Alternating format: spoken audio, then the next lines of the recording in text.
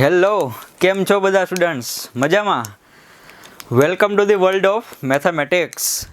તો આજે આપણે સ્ટાન્ડર્ડ 11th ચેપ્ટર નંબર 2 જેમનું નામ છે સંબંધ અને વિધેય.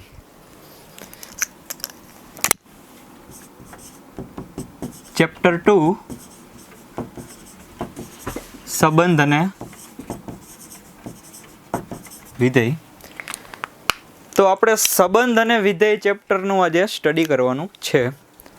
બહુ વધારે ડેપ્થમાં ના જતા આજે આપણે પ્રાઇમરી એનો મિનિંગ સમજીએ કે સંબંધ અને વિધેય શું કહેવા માંગે છે. બરાબર, વધારે ડેપ્થમાં આપણે નથી જતા. આપણે પ્રેક્ટિકલ એક્ઝામ્પલથી સમજવાનું છે કે શું સંબંધ છે અને શું વિધેય છે અને બંને વચ્ચેનો તફાવત શું છે. બીજું એ કે 11 અને also four further studies this chapter is very most IMP chapter. Okay, તો જુઓ, સૌથી પહેલાં આપણે સંબંધ સમજવાની ટ્રાય કરીએ. તો તમે લોકો જ્યારે હોટેલમાં જાઓ છો ત્યારે તમારી પાસે એક મેનુ કાર્ડ હોય તો એની ડાબી સાઈડ તમે જોઈ શકો છો કે બધી વાનગીઓના નામ હશે જુદી જુદી. ક્લિયર? અને સામેની સાઈડ છે એ બધી વાનગીઓની શું હશે? કિંમત. તો હવે આપણે એ બે વચ્ચે એક સંબંધ ડેવલપ કરવો છે. તો હવે તમે કહેશો કે સર એ તો પ્રેક્ટિકલ એક્ઝામ્પલ થયું, મેથ્સમાં આપણે સંબંધ કઈ રીતના ડેવલપ કરી શકીએ? તો તમે સમજજો કે ગમે ત્યારે મારે સંબંધ ડેવલપ કરવો હોય તો જુદી જુદી બે વસ્તુ જોશે. માની લો કે મારે ભાઈ અને બહેનનો સંબંધ ડેવલપ કરવો છે તો એક ભાઈ હશે ને એક બેન હશે, એક છોકરો ને એક છોકરી. એવી જ રીતના તો જ્યારે આપણે મેથ્સમાં જ્યારે રિલેશન એટલે કે સંબંધ જ્યારે ડેવલપ કરવાની વાત આવે ત્યારે આપણે જે બે વસ્તુ રાખવાની છે એ વસ્તુનું નામ છે ગણ. બરાબર, તમે 9મા અને 10મા ધોરણમાં ગણ વિશે ઘણું બધું ભણી ગયા. તો આપણે હવે બે ગણ ઉપર સંબંધ કઈ રીતે ડેવલપ થાય એ જોઈએ. બરાબર, એક્ઝામ્પલ જે આપણે અત્યારે પ્રેક્ટિકલ એક્ઝામ્પલ રાખીએ છીએ. તો હવે આપણે હોટલવાળા એક્ઝામ્પલ ઉપર પાછા આવીએ તો શું કીધું મેં તમને? ડાબી સાઈડ વાનગીઓના નામ હશે અને જમણી સાઈડ એ બધી કિંમતોના વાનગીઓની શું હશે? કિંમત. તો જોઈ શકો આપણે અહીંયા આપણે હવે બે ગણની જરૂર પડશે.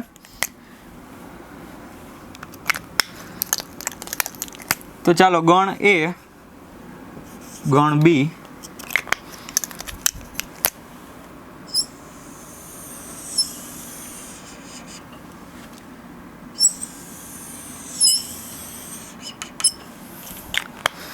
બધા અહીંયા બોર્ડ પર ધ્યાન આપશે.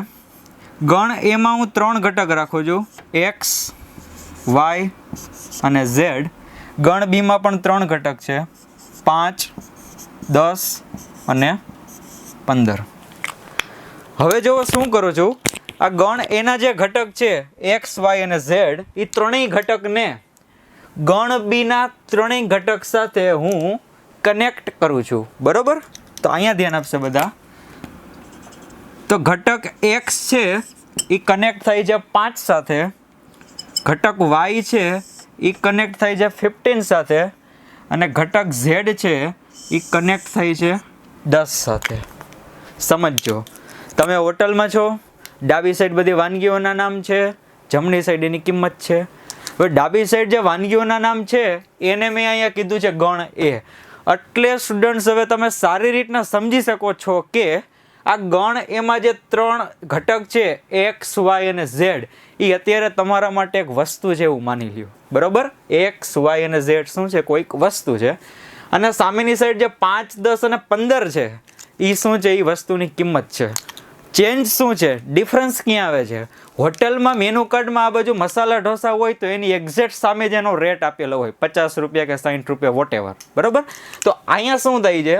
મેં એક કનેક્શન જે ક્રોસમાં કરેલું છે કે વાય નામની જે વસ્તુ છે એની કિંમત 15 રૂપિયા છે અને ઝેડ નામની જે વસ્તુ છે એની કિંમત 10 રૂપિયા છે અને એક્સ નામની જે વસ્તુ હતી એની કિંમત કેટલી છે? 5 રૂપિયા. બરોબર, કનેક્શન શું દર્શાવે છે? આ સાઈડ બધી વસ્તુ છે, આ સાઈડ એની કિંમત છે. તો હવે એક્સ છે 5 સાથે કનેક્ટ થાય છે, એનો મતલબ શું થયો?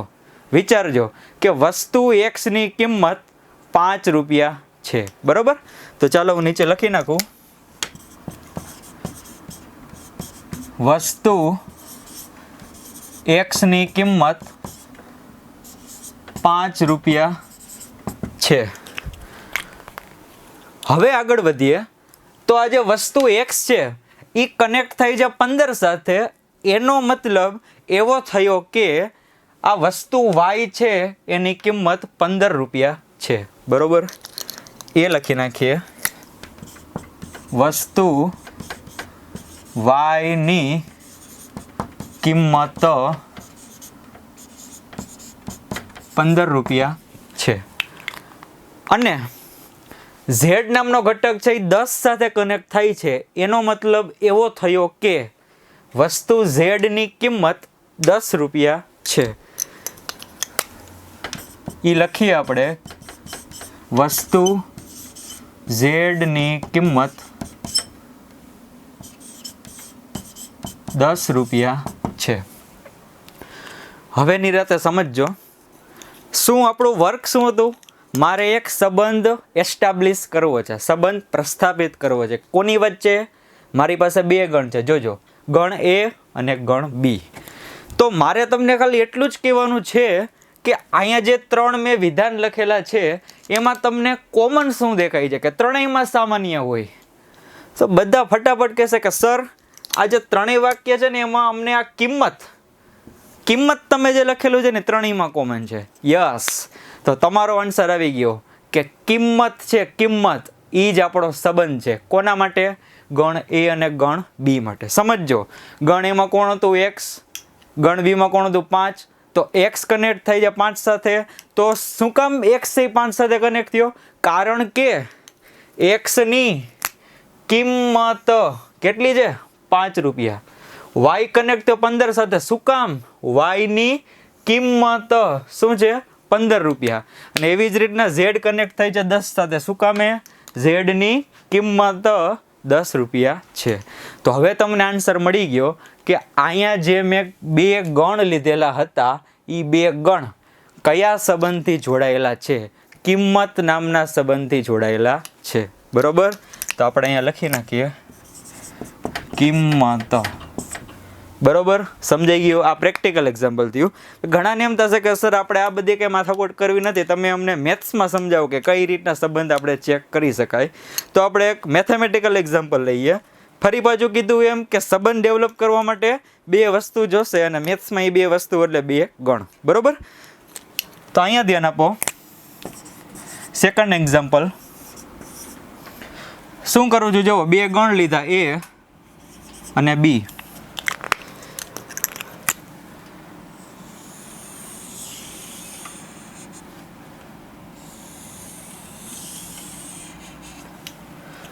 ગણ A માં 3 ઘટક રાખું છું અત્યારે, 1, 2, 3.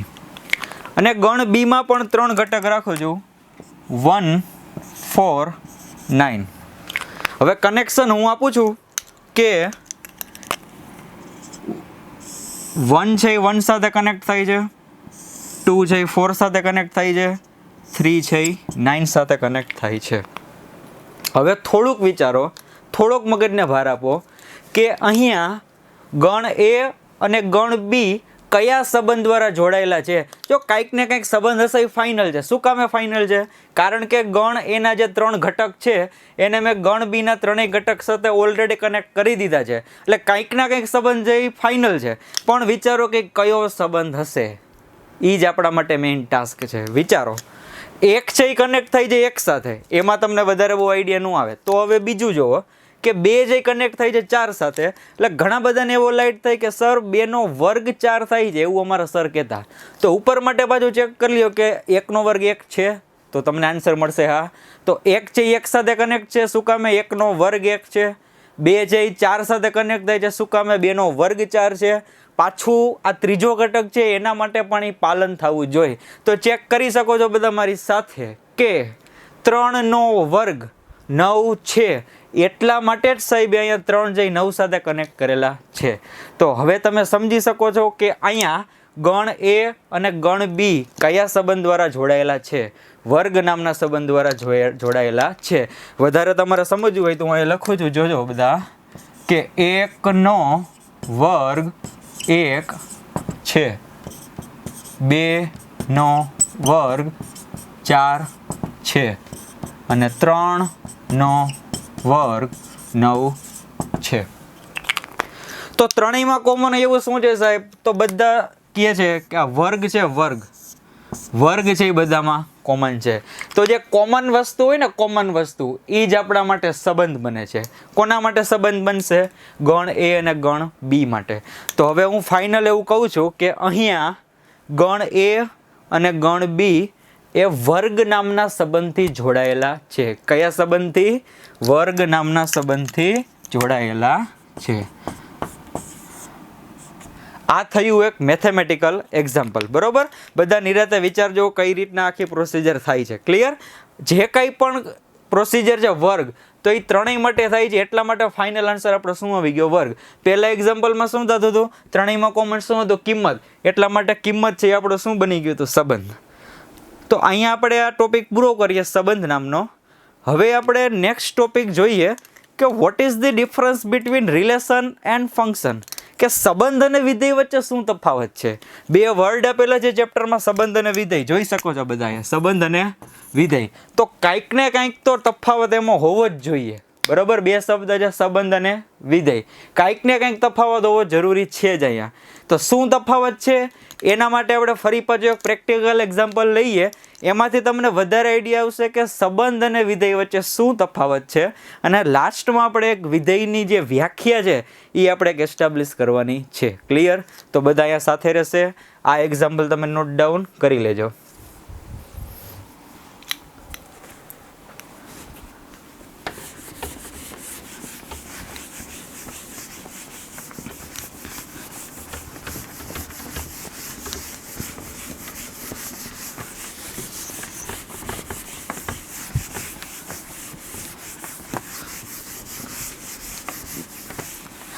ચાલો અહીંયા ધ્યાન આપશે બધા. હું એક એક્ઝામ્પલ લઉં છું. બરોબર, પછી આપણે જોઈએ એમ આગળ કઈ રીતના પ્રોસિજર થાય છે. ફર્સ્ટ એક્ઝામ્પલ, બે ગણ રાખું છું એ અને બી. ક્લિયર?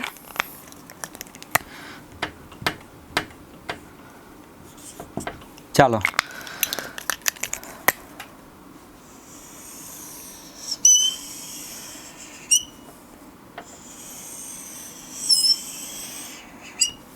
ઓકે, બે ગણ લઈ લીધા છે જેના નામ છે ગણ એ અને ગણ બી. ગણ એમાં ત્રણ ઘટક રાખું છું, એક્સ, વાય અને ઝેડ. અને બીમાં બે ઘટક રાખું છું, 5 અને 10. હવે બધા જોવે છે અહીંયા કે એક્સ છે એ 5 સાથે કનેક્ટ થાય છે અને વાય છે એ 10 સાથે કનેક્ટ થાય છે. હવે આ એક્ઝામ્પલને આપણે પ્રેક્ટિકલ લાઈફ સાથે કનેક્ટ કરવું હોય તો હું શું બોલું છું બધા નિરાતે સાંભળશે. તમે કોઈ દુકાને કંઈક વસ્તુ લેવા માટે જાઓ છો તો એ દુકાનમાં જે વસ્તુ રહેલી છે કે જે વેચવા માટે રાખેલી છે એ બધી વસ્તુઓનો ગણ એટલે તમારે સમજવાનું છે ગણ એ. બરોબર છે? શું છે ગણ એ? કે દુકાનમાં જે વસ્તુ વેચવા માટે મૂકેલી હોય એ બધી વસ્તુઓ. અને ગણ બી છે એ પર્ટિક્યુલર એ દરેક વસ્તુઓની શું છે? કિંમત. અહીંયા 5 અને 10 શું છે? એ પર્ટિક્યુલર વસ્તુની કિંમત છે. બધા સાથે રહેજો. ગણ એ છે એ દુકાનમાં વેચવા માટે મૂકેલી વસ્તુઓ અને ગણ બી એ શું દર્શાવશે? એ વસ્તુની કિંમત. હવે સાંભળજો, તમે કોઈ દુકાને જાઓ છો અને દુકાનદારને કહો છો કે ભાઈ મને એક એક્સ નામની વસ્તુ આપો. કોઈ પણ નામ હોઈ શકે, હું અહીંયા એક્સ નામ આપું છું કે એક્સ નામની વસ્તુ આપો. હવે વસ્તુ લેશો એટલે ચૂકવણી કરવી પડશે રૂપિયાની. તમે વસ્તુને પાછળ ફેરવું તો એમાં MRP પ્રાઇસ લખેલી છે 5 રૂપિયા. શું કામે ભાઈ 5 રૂપિયા? તો કે સર તમે કનેક્ટ કરેલું છો એક્સને 5 સાથે કનેક્ટ કરેલું છે. તો એનો મતલબ એવો થાય કે ભાઈ વસ્તુ એક્સની કિંમત કેટલી છે? 5 રૂપિયા. બરોબર છે? હવે કોઈ બીજો વ્યક્તિ આવ્યો, એ એમ કહે છે કે ભાઈ મને વાય નામની કોઈ એક વસ્તુ આપો. તો એટલે વાય નામની વસ્તુ આપે છે અને વાય છે તમે આકૃતિ પર જોઈ શકો છો કે 10 સાથે કનેક્ટ છે. એટલે એનો મતલબ એવો થાય કે વાય નામની જે વસ્તુ હતી એની કિંમત કેટલી હશે? 10 રૂપિયા. પણ પ્રોબ્લેમ હવે આવે છે સાહેબ. શું કામે? મેં દુકાનદારને કીધું કે ઝેડ નામની વસ્તુ આપો. દુકાનદારે મને વસ્તુ આપી દીધી. મેં વસ્તુમાં પાછળ ચેક કર્યું તો MRP પ્રાઇસ કંઈ છે જ નહીં. શું કામ એવું થઈ છે? કારણ કે ઝેડ છે એ કોઈ સાથે કનેક્ટ થતો જ નથી. તો એનો મતલબ એવો થયો કે ઝેડ નામની વસ્તુ છે એ દુકાનમાં વેચવા માટે મૂકેલી છે. વેચવા માટે મૂકેલી છે પણ એ વસ્તુની કંઈ કિંમત છે જ નહીં. એવું શું કામે થાય છે? કારણ કે ઝેડ છે એ કોઈ સાથે કનેક્ટ થતો નથી. બરોબર, ઝેડ છે એ કોઈ સાથે કનેક્ટ થતો નથી. એટલે હવે નિરાતે સાંભળજો કે વસ્તુ ઝેડની કોઈ કિંમત છે જ નહીં, છતાં પણ એને દુકાનમાં વેચવા માટે મૂકેલી છે જ. તો આવું પ્રેક્ટિકલી પોસિબલ થશે નહીં. તમે વિચારી શકો છો. બરોબર. હવે પછી એમ કહેતા નહીં કે સર મારા મામાની દુકાન છે ને, હું વસ્તુ લેવા જાઉં છું, એ મને આપી દે છે. એ તો એક મામા અને ભાણેજનો એક તમારો પ્રત્યેનો ભાવ છે, એટલે વસ્તુ તમને ફ્રીમાં આપે છે, પણ એ વસ્તુની કોઈ પર્ટિક્યુલર કિંમત તો હશે જ. એ ફાઇનલ છે, વસ્તુની કિંમત તો હશે જ. પણ અહીંયા આ ઉદાહરણ એવું કહેવા માંગે છે કે ઝેડની કોઈ કિંમત નથી. તો હાઉ ઇઝ ધીસ પોસિબલ? બરોબર છે, પ્રેક્ટિકલી આ પોસિબલ થતું નથી. તો જે પ્રેક્ટિકલ પોસિબલી થતું નથી એ છે, અહીંયા હું ચોકડી મારી દઉં છું. બરોબર, કે આ વિધેય બનશે નહીં. પ્રેક્ટિકલ જે પોસિબલ નથી સાહેબ, એ કોઈ દિવસ વિધેય બનશે નહીં. બરોબર. ચાલો હવે સેકન્ડ એક્ઝામ્પલ લઈએ. ગણ એ, ગણ બી,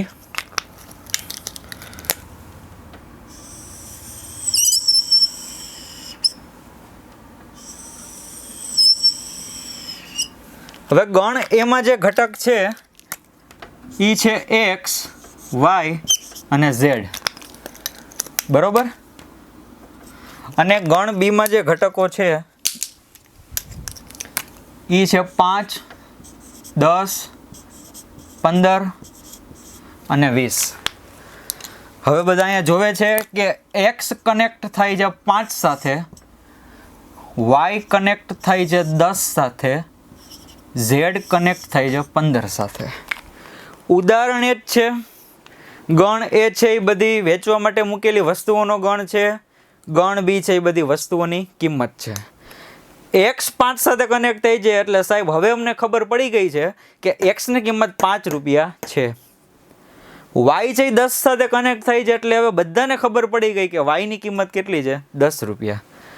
ઝેડ છે એ 15 સાથે કનેક્ટ થાય છે, એનો મતલબ એવો થયો કે ઝેડની કિંમત કેટલી છે? 15 રૂપિયા. પણ હવે સર આમાં જે 20 રૂપિયા છે, 20 રૂપિયા, તો 20 રૂપિયાની કોઈ વસ્તુ છે જ નહીં. તો સમજજો હવે આવું પોસિબલ થાય કે નહીં. આમાં શું થતું હતું કે વસ્તુ ઝેડની કોઈ કિંમત નથી. અહીંયા શું થાય છે કે 20 રૂપિયાની કિંમતની કોઈ વસ્તુ નથી. એવું એટલા માટે થાય છે કે 20 છે એ કોઈ સાથે કનેક્ટ થતો નથી. તો હવે તમે વિચારો કે તમે દુકાને જઈને એમ કીધું કે ભાઈ 20 રૂપિયાની કિંમતની કાંઈક વસ્તુ મને આપો. તો દુકાનદાર પાસે એવું જરૂરી નથી કે 20 રૂપિયાની કિંમતની કોઈ વસ્તુ હોય જ. હવે એ કદાચ ના પડે તો તમે એમ ન કહો કે ભાઈ તો તમે દુકાન બંધ કરી દો. તમે કોઈ પર્ટિક્યુલર વસ્તુ માગતો એ વાત બરોબર છે, પણ તમે કંઈક પર્ટિક્યુલર કિંમતની વસ્તુ માગો છો. સાદું એક્ઝામ્પલ લઈ લ્યો સાવ, કે તમે કોઈ 4 વ્હીલના શોરૂમે જાઓ છો અને ત્યાં જઈને એમ કીધું કે ભાઈ શેઠ મને 5 લાખની કિંમતની કોઈ એક ગાડી બતાવો, મારે લેવી છે.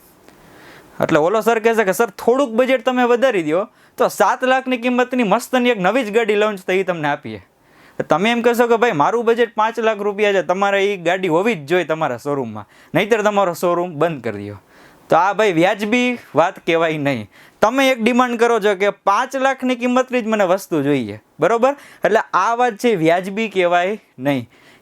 એના શોરૂમમાં ઘણી બધી 4 વ્હીલ છે, ઘણી બધી ગાડીઓ છે, પણ પર્ટિક્યુલર 5 લાખની કિંમતની ગાડી હોવી જ જોઈએ, એ જે વ્યાજબી કહેવાય નહીં. એટલે આવું પોસિબલ થઈ શકે છે રિયલ લાઈફમાં કે તમે કોઈ કિંમતની વસ્તુ માગો છો અને દુકાનદાર પાસે એ ન પણ હોય, એના કરતાં ઓછી કિંમતની પણ હોઈ શકે અને વધારે કિંમતની પણ હોઈ શકે. એટલા માટે એવું કહી શકાય કે આ 20 છે એ કોઈ સાથે કનેક્ટ થતો નથી. તો રિયલ લાઈફમાં આવું સર ઘણી બધી દુકાને અમે પણ ફીલ કરેલું છે, અમે પણ એક્સપિરિયન્સ કરેલો છે. આવું પોસિબલ થાય છે. બરાબર. અને બધાને થયું જ હોય. તો અહીંયા હું રાઈટ પાડું છું કે આ જે વિધેય બની શકશે. બરાબર. જે પોસિબલ થાય છે એ બની શકશે. Okay, let's take a third example. ગણ એ, ગણ બી,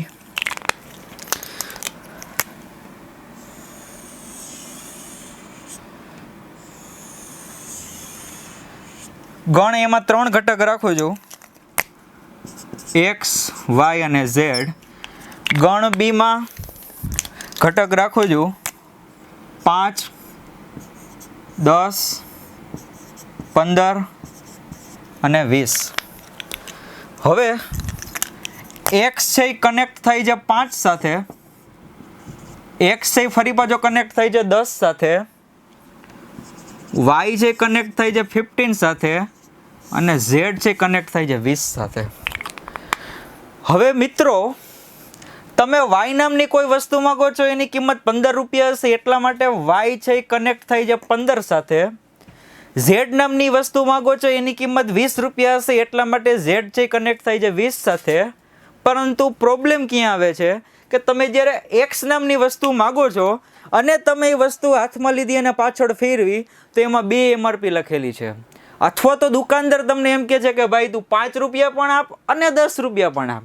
તો એનો મતલબ શું થયો કે વસ્તુ xની 2 કિંમત છે. હવે આવું તમે વિચારો કે આવું કોઈ દિવસ થાય જ નહીં કે કોઈ એક વસ્તુની 2 કિંમત છે. ફરી પાછું, કોઈ એક વસ્તુની 2 કિંમત છે, આવું પોસિબલ થશે નહીં. તો રિયલ લાઈફમાં જે પોસિબલ નથી એના માટે આપણે શું કરી દઈએ છીએ? ખોટાની નિશાની. એનો મતલબ એવો થયો કે વિધેય બનશે નહીં. Okay, let's take a fourth example. ગણ A, ગણ B,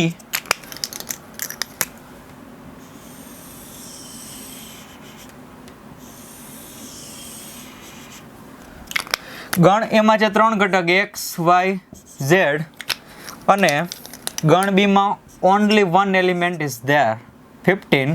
x કનેક્ટ થાય છે 15 સાથે, y કનેક્ટ થાય છે 15 સાથે, z પણ કનેક્ટ થાય છે 15 સાથે.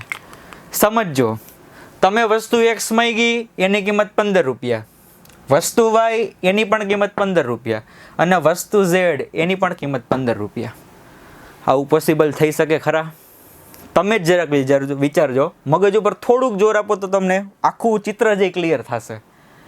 હું તમને એક એક્ઝામ્પલ આપું કે તમે ભાઈ તમારા બાઇકમાં મસ્ત મજાના તમારી ધૂનમાં જતા હતા અને એક ભાઈબંધનું ધ્યાન ગયું ઓલા સેલ ઉપર. ખબર છે અત્યારે બધા ઘણા સેલ એવા બોર્ડ મારેલા હોય અને એમાં લખેલું હતું કે કોઈ પણ બૂટની જોડી તમે લો માત્ર રૂપિયા 250 કે 250 રૂપિયામાં અહીંયા અમારા સેલમાંથી તમને કોઈ પણ શૂઝ છે 250 રૂપિયામાં મળશે.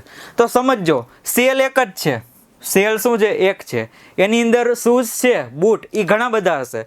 તો અહીંયા x, y અને z છે બધા બૂટ છે. આ પણ કંઈક અલગ કંપનીનું હશે, આ પણ કંઈક અલગ કંપનીનું હશે અને z છે એ પણ કંઈક અલગ કંપનીના શૂઝ હશે. બરોબર? તો વસ્તુ ઘણી બધી છે પણ બધાની કિંમત કેટલી છે? સરખી. થાય કે નહીં પોસિબલ? જો આ થતું હોય તો જ આ પાડજો. સેલમાં વસ્તુ ઘણી બધી છે, શૂઝ ઘણા બધા છે, કિંમત બધાની કેવી છે? સેમ. બરોબર? ત્યાં કેટલી કિંમત હતી? 250. તો અહીંયા મેં x, y અને z બધાને કનેક્ટ કર્યા છે 15 સાથે. તો એનો મતલબ એવો થાય કે બધી જ વસ્તુ જેની કિંમત સરખી હોઈ શકે ખરા? સર આ થોડુંક વ્યાજબી લઈ ગયો કે આવું પોસિબલ થાય છે. તો જે પોસિબલ થતું એને આપણે હા જ પાડીએ છીએ. બરોબર? જે પોસિબલ થતું એને આપણે હા પાડીએ છીએ તો એને કહેવાય છે વિધેય. બરોબર? આ છે એ વિધેય બનશે. અથવા તો તમે એમ પણ જોઈ શકો છો કે કોઈ બાલાજીની છે, બાલાજીની વેફર, તો એમાં ઘણી બધી ફ્લેવર આવે છે. કોઈ તમે મસાલા વેફર લ્યો તો એના કેટલા પ્રાઇસ હોય છે? 5 રૂપિયા હોય છે. અને તમે ટોમેટો વેફર માગશો તો એના પણ કેટલા હોય છે? 5 રૂપિયા. તો વસ્તુ 2 ડિફરન્ટ છે, x અને y. મસાલા વેફર, ટોમેટા વેફર, બેયની કિંમત કેટલી છે? સેમ. કેટલા રૂપિયા? 5 રૂપિયા. તો આ પોસિબલ થાય છે. તો આખું આપણે જે મોટું બધું આવડું મોટું એક્ઝામ્પલ લીધું, ઘણી બધી ડિસ્કશન કરી, એમાંથી ફાઇનલ તારણ ઉપર શું આવવાનું છે? What is your final conclusion? કે એવું કહી શકાય કે અહીંયા જે મેં 4 એક્ઝામ્પલ લીધેલા હતા એ બધા જે સંબંધ તો હતા જ, પહેલેથી કહી દઉં છું, બધામાં જો સંબંધ તો હતો જ. કયો સંબંધ હતો? ફરી પાછું કહું તમને, કિંમત નામનો સંબંધ હતો બધામાં. કિંમત. અત્યાર સુધી આપણે કિંમત જ કર્યું. એનો મતલબ કે બધા જે સંબંધ તો હતા જ, પણ એમાંથી 2 પ્રકારના એક્ઝામ્પલ. કયા પ્રકારના? એક બીજા નંબરનું અને ચોથા નંબરનું જે એક્ઝામ્પલ હતું એ વિધેય બને છે. શું કામે? તો એ છે કંઈક સ્પેશિયલ પ્રકારનો સંબંધ છે એટલા માટે વિધેય બને છે. ક્લિયર? એટલે હવે હું અહીં એક વાત લખું છું કે દરેક સંબંધ એ વિધેય બને. મારો ક્વેશ્ચન તમને છે કે દરેક સંબંધ એ વિધેય બનશે? જોવો બધા સંબંધ હતા, તમે કહેશો હા. તો આ 4 જે વિધેય બન્યા, તમે કહેશો ના. તો આવું સ્ટેટમેન્ટ જે સાચું નથી કે દરેક સંબંધ વિધેય બને છે. અમુક બનશે, અમુક નહીં બને. બરોબર, એટલે આમાં હું ખોટાની નિશાની પાડી દઉં છું. ખોટું મીન્સ કે દરેક સંબંધ જે વિધેય બની શકે નહીં. કોઈક સંબંધ જે વિધેય બને અને કોઈક સંબંધ વિધેય ન પણ બને. હવે બીજી વાત લખું છું અહીંયા કે વિધેય અને સંબંધ. આ એવું સ્ટેટમેન્ટ છે કે દરેક વિધેય જે સંબંધ છે. તો સમજો અહીંયા વિધેય કોણ હતું? આ બે વિધેય હતા. તો જોવો જોઈએ એ વિધેય બે ને એની પહેલા સંબંધ તો હતા જ ને. તો આ સ્ટેટમેન્ટ સાહેબ સાચું છે કે દરેક વિધેય છે એ સંબંધ છે. એટલા માટે અહીંયા રાઈટ પડી દઉં. બરોબર. હવે આ બધું સમજ્યા પછી તમારે માત્ર ખાલી 2 પોઈન્ટ યાદ રાખવાના છે. ચાલો પહેલો પોઈન્ટ જોવો જોઈએ. વિધેય કયું કયું નહોતું બન્યું? તો પહેલા અને ત્રીજા નંબરનું જે છે એ વિધેય બન્યું નહોતું. શું કામે? તો આમાં છે ને ઝેડ છે એ કોઈ સાથે કનેક્ટ થતો નથી. ગણ એનો ઘટક ઝેડ છે એ કોઈ સાથે કનેક્ટ થતો નથી. એટલા માટે આપણે ના પાડી કે વિધેય છે નહીં. તો આના ઉપરથી હવે હું ફાઇનલ કન્ક્લુઝન ઉપર એવું આવું છું કે ગણ એનો પ્રત્યેક ઘટક જોડાયેલો હોવો જોઈએ. ગણ એનો પ્રત્યેક ઘટક જોડાયેલો હોવો જોઈએ તો એ વિધેય બનશે. તો અહીંયા ઝેડ છે એ જોડાતો નહોતો એટલા માટે એ વિધેય બનતું નથી. અથવા તો હું એમ પણ કહી શકું કે ગણ એનો કોઈ પણ ઘટક જોડાયા વિના રહી જવો જોઈએ નહીં. ગણ એનો કોઈ પણ ઘટક જોડાયા વિના રહી જવો જોઈએ નહીં. બરોબર. તો અહીંયા હું લખું છું કે ગણ એનો કોઈ પણ ઘટક બાકી રહેવો જોઈએ નહીં. બાકી રહેવો જોઈએ નહીં એનો મતલબ કે જોડાયા વિનાનો બાકી રહેવો જોઈએ નહીં. અને બીજો પોઈન્ટ, આ ત્રીજા નંબરનું એક્ઝામ્પલ છે સંબંધનું, એ શું કામ વિધેય ન બન્યું? તો તમે બધા જ કહેશો કે સર આપણો પ્રોબ્લેમ આ હતો એક્સ. એક્સમાં વાંધો શું પડ્યો મિત્રો તમને કે એક્સ છે એ 2 ઘટક સાથે કનેક્ટ થઈ છે. જુઓ એક્સ છે એ 2 ઘટક સાથે કનેક્ટ થાય છે. તો હવે હું એક કન્ક્લુઝન ઉપર એવું આવું છું કે ગણ એનો કોઈ પણ ઘટક એક કરતાં વધારે ઘટક સાથે જોડાવો જોઈએ નહીં. અહીંયા ગણ એનો જે એક્સ નામનો ઘટક હતો એ 1 કરતાં વધારે, એનો મતલબ કે 2 ઘટક સાથે કનેક્ટ થાય છે. એટલા માટે આપણે ના પાડી દીધી કે આપેલ સંબંધ છે એ વિધેય નથી. ફાઇનલ કન્ક્લુઝન ઉપર આવી ગયા કે ગણ એ છે, ગણ એ એનો પ્રત્યેક ઘટક બરોબર અથવા તો કોઈ પણ ઘટક 1 કરતાં વધારે ઘટક સાથે જોડાવો જોઈએ નહીં. ડન. તો હવે હું આપણે લખી નાખીએ કે ગણ એનો કોઈ પણ ઘટક 1 કરતાં વધુ ઘટક સાથે જોડાવો ન જોઈએ.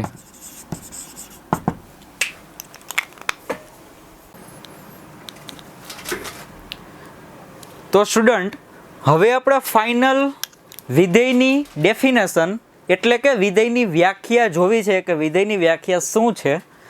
તો અહીંયા ધ્યાન આપશે બધા.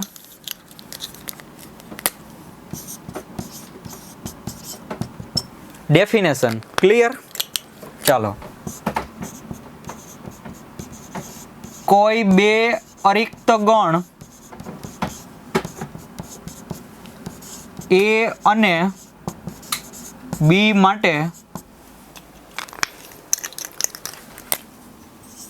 જો ગણ એનો પ્રત્યેક ઘટક ગણ બી ના અનન્ય ઘટક સાથે જોડાયેલો હોય તો તેવા સંબંધને વિધેય કહે. એકદમ બેઝિક ડેફિનેશન તમને અહીં આપેલી છે. શું કહે છે કે કોઈ 2 અરિક્ત ગણ. સવાલ થશે બધાને, શું સર અરિક્ત ગણ શું છે? તો સમજો, અરિક્ત એટલે ખાલી ન હોય એવો ગણ. શું કીધું મેં? અરિક્ત એટલે ખાલી ન હોય એવો ગણ, કે એ ગણમાં ઓછામાં ઓછો એક ઘટક તો હોવો જ જોઈએ. એ ગણ જે સાવ ખાલી ન હોવો જોઈએ. ફરી પાછું, કોઈ બે અરિક્ત ગણ ખાલી ન હોય એવા ગણ એ અને બી માટે જો ગણ એ નો પ્રત્યેક ઘટક, પ્રત્યેક ઉપર હું બહુ ફોકસ કરું છું, વાય સમજો બધા, પ્રત્યેક ઘટક, પ્રત્યેક એટલે બધા જ ઘટક, તો જો ગણ એ નો પ્રત્યેક ઘટક ગણ બી ના અનન્ય ઘટક સાથે જોડાયેલો હોય તો તેવા સંબંધને વિધેય કહે છે. અને બીજો એક આઈએમપી કે જેના પર ફોકસ કરી શકાય એવો વર્ડ છે અનન્ય. અનન્ય એટલે એક અને માત્ર એક. લખું છું અહીંયા, અનન્ય એટલે એક અને માત્ર એક. બરોબર છે? તો જો આવી રીતના જોડાયેલો હોય તો તેવા સંબંધને વિધેય કહે છે. એટલે ફાઇનલ આપણે એ જોવાનું છે કે ગણ એના પ્રત્યેક ઘટક, પ્રત્યેક એટલે બધા જ ઘટક કેવી રીતના જોડાવા જોઈએ, તો કે ગણ બી ના અનન્ય ઘટક સાથે, અનન્ય એટલે એક અને માત્ર એક જ ઘટક સાથે જોડાયેલા હોય તો તેવા સંબંધને વિધેય કહે છે. તો જુઓ આમાં આપણે વિધેય શું કામ નહોતું બનતું, પેલું એક્ઝામ્પલ તમે જોશો અહીંયા, તો આ સંબંધ જે વિધેય શું કામ નહોતું બનતું, તો કે ઝેડ છે કનેક્ટ થતો નથી. અને આપણે ડેફિનેશનમાં એવું કીધું છે કે પ્રત્યેક ઘટક છે કનેક્ટ થવો જોઈએ. તો અહીંયા ઝેડ છે કનેક્ટ થતો નથી એટલા માટે આપણે ના પાડી દીધી કે વિધેય નથી. બરોબર? આમાં જોઈ લો તમે બધી શરતનું પાલન થાય છે. આપણે જરાક રિવાઇઝ કરીએ. એક્સ છે કનેક્ટ થઈ ગયો છે તો કે આ એક જ ઘટક સાથે કનેક્ટ છે. વાય જે 10 સાથે કનેક્ટ થઈ ગયો છે અને પાછું એક જ ઘટક સાથે કનેક્ટ છે. અને ઝેડ છે 15 સાથે કનેક્ટ થઈ છે, એક જ ઘટક સાથે કનેક્ટેડ છે. તો આપણે જે વિધેય બનવા માટેની જે બધી જ શરતો છે કે બધા જ ઘટકનો વારો આવી જવો જોઈએ, તમે કહેશો કે હા સર વારો આવી ગયો. એક જ આન્સર મળવો જોઈએ બધાનો, એક જ એટલે કે એક જ ઘટક સાથે જોડાવવો જોઈએ, તમે કહેશો કે હા સર. તો આપેલા સંબંધ જે વિધેય છે. આ વિધેય શું કામ નહોતું બનતું, તો પહેલાં તમે કહેશો કે સર એક્સ વાય ને ઝેડ બધાનો વારો તો આવી ગયો, એનો મતલબ કે પહેલી શરત છે એ આપણે અહીંયા સમાધાન થાય છે. પરંતુ આ શરત છે એ સમાધાન થશે નહીં. કઈ શરત? અનન્યવાળી. અનન્ય શું કામે નહીં થાય? કારણ કે અનન્ય એટલે એક અને માત્ર એક, પણ અહીંયા એક છે તો બે ઘટક સાથે કનેક્ટ થાય છે, એટલા માટે આપેલ સંબંધ જે વિધેય નથી. અને લાસ્ટ છેલ્લું એક્ઝામ્પલ સંબંધનું, એમાં જુઓ તો તમે બધા જ ઘટકનો વારો આવી ગયો જોડાવા માટે, તમે કહેશો કે હા. અને પાછું બધા જ ઘટક છે એ એક અને માત્ર એક જ ઘટક સાથે કનેક્ટ થઈ છે કે એક કરતાં વધારે ઘટક સાથે કનેક્ટ થઈ છે? તમે કહેશો કે ના સર, બધા જ એકદમ ડાયા છે. એક્સ છે એ પણ એક જ સાથે કનેક્ટ થઈ છે 15 સાથે, વાય છે એ પણ ફક્ત એક જ ઘટક સાથે કનેક્ટ થઈ છે, અને ઝેડ પણ તમે જોઈ શકો છો કે ફક્ત એક જ ઘટક સાથે કનેક્ટેડ છે. તો આમ હવે તમને ખબર પડી કે ફાઇનલી કે what is relation and function. સંબંધ શું છે અને વિધેય શું છે, બે એકદમ અલગ અલગ વસ્તુઓ છે. ગમે તે સંબંધ હોય, બરોબર. હવે જે પર્ટિક્યુલર પ્રકારનો સંબંધ હોય તો એ વિધેય બનશે, બરોબર. પર્ટિક્યુલર એટલે આવડું. ક્લિયર? તો પર્ટિક્યુલર સંબંધ છે એ વિધેય બનશે અને બાકીના જે બીજા સંબંધો છે એ વિધેય બનતા નથી. ક્લિયર? એટલે ખાસ આ બધા ડેફિનેશન નોટ ડાઉન કરી લેજો, નિરાતે સમજજો શું છે. બીજી વાત એ કે ફંક્શનને વિધેયને ઇંગ્લિશમાં કહેવાય છે ફંક્શન. શું કહેવાય છે સ્ટુડન્ટ્સ? ફંક્શન. એનો જે પહેલો આલ્ફાબેટ છે આવડું આ એફ, બરોબર છે, એફ. તો આપણે જનરલી વિધેયને સ્મોલ એફ દ્વારા દર્શાવીશું મોસ્ટ ઓફ કેસમાં. બાકી ઘણા બધા એના બીજા આલ્ફાબેટ છે, પણ મોસ્ટ ઓફ કેસમાં એને કેના વડે દર્શાવવામાં આવે છે? સ્મોલ એફ વડે. તો અહીંયા 4 એક્ઝામ્પલમાંથી આપણું જે બીજું અને ચોથું છે એ વિધેય બને છે. તો હવે જોઈએ એને કઈ રીતના મેથેમેટિકલી એને રિપ્રેઝન્ટ કરી શકાય. તો જો તમારે આવી રીતના કરવાનું થાય, બરોબર, કે વિધેય જેના માટે બે ગણ જોશે, એક છે ગણ એ અને બીજો છે ગણ બી. હવે આ વિધેય બને છે તેને લખવું કઈ રીતના, તો આગળ એક તમારે રીતના સ્મોલ એફ કરી નાખવાનું, પછી એક આમ સેમિકોલન આવશે, બે ટપકા, અને પછી ગણ એ થી ગણ બી સુધી આવી રીતના એક એરો આવશે. એટલે એને વચાઈ આવી રીતના નિરાતે સાંભળજો બધા કે function F from A to B. શું વચાય? Function F from A to B. એટલે ગુજરાતીમાં એનો મતલબ એવો થયો કે ગણ એ થી ગણ બી પરનું વિધેય. બરોબર? અને ચાલો ફોર્થ એક્ઝામ્પલ છે એ પણ વિધેય બને છે, તો એને પણ આપણે લખી નાખીએ કે F from A to B, function F from A to B. તો સ્ટુડન્ટ્સ, આજના લેક્ચરમાં તમે આ બધું જોઈ ગયા કે સંબંધ અને વિધેય શું છે અને મેઇન એનો ડિફરન્સ શું છે, અને આપણે પ્રેક્ટિકલ એક્ઝામ્પલ થ્રુ જ બધું આપણે સમજેલા છીએ કે સંબંધ અને વિધેય શું છે. તો નેક્સ્ટ લેક્ચરમાં આપણે સંબંધ અને વિધેયના આવા જ કંઈક હજી અલગ કોન્સેપ્ટ સાથે ફરી પાછા મળીશું. ત્યાં સુધી ધન્યવાદ. Thank you.